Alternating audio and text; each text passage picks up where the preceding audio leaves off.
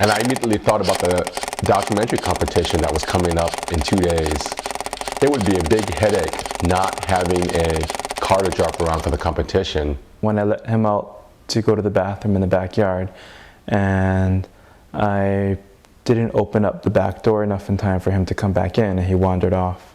Lady Bracknell, I admit with shame that I do not know. I only wish I did. The plain facts of the case are these.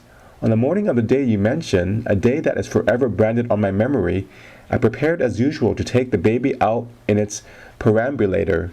I had also with me a somewhat old but capacious handbag, in which I intended to place the manuscript of a work of fiction that I had written during my few unoccupied hours.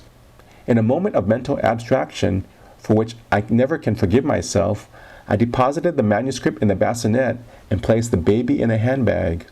A few of the items that are the first things misplaced by kids are a stuffed animal, a blanket, a booty or toy, or anything else you treasured. Sometimes you never saw them again, or in my case, decades later. A part of my childhood has returned with the reappearance of a long-forgotten toy. Like the Madeleines bringing back an involuntary memory to Marcel Proust, this toy has brought back my childhood. This black plastic object becomes a treasure.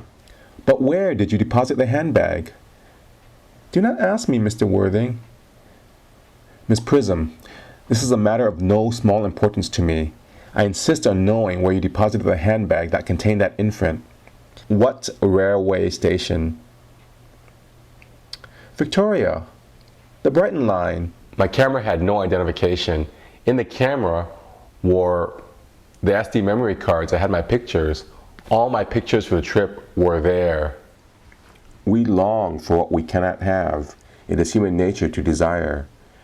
The missing object becomes the forbidden fruit, especially if it cannot be easily obtained. Where were my keys? I reached into my pocket to open my door, and they weren't there. They could be anywhere. I posted dog signs all over the neighborhood. I reached into my pocket and went to get the camera, and there they were. There were my house keys. And someone called me up and found him a couple days later.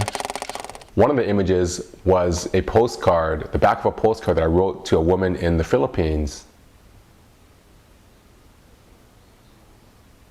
There's a higher reasoning that why he's because he was not meant to drive that night because he's a bad driver, and possibly he would have gotten into an accident. So that evening I drove. Maybe they'll mail the photographs after they burn them to disk. The morning the competition began, I opened my ALL homepage and read this.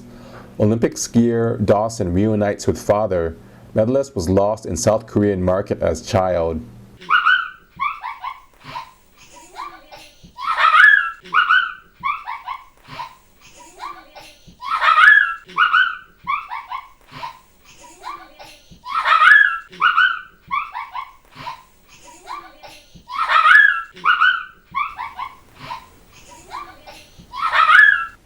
Okay, you can put the newspaper down.